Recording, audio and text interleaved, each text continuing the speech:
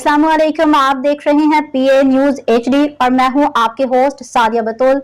शामिल करते हैं आज की अहम खबरें। इस्लामाबाद हुकूमत पाकिस्तान 1 अगस्त से पेट्रोलियम मसनूआत की कीमतों में मुमकिन तब्दीली पे गौर कर रही है। ज़राए के मुताबिक पेट्रोल की कीमत में 9 से 10 रुपए फी लीटर कमी की खबरें गर्दिश कर रही हैं।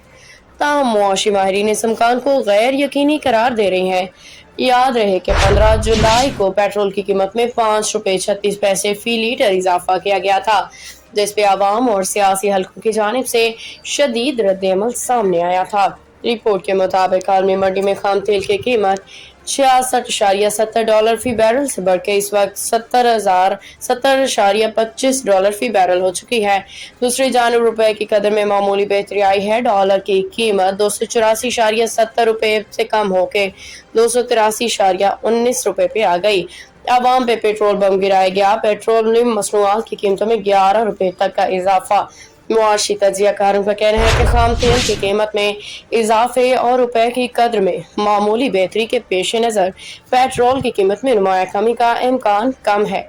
उनके मुताबिक पेट्रोल की कीमत में 2 से 3 रुपए फी लीटर तक इजाफा भी हो सकता है। न्यूज स्टूडियो से अब तक के लिए इतना ही। मजीद खबरों और अपडेट्स के लिए देखते रहिए पीए न्यूज एचडी।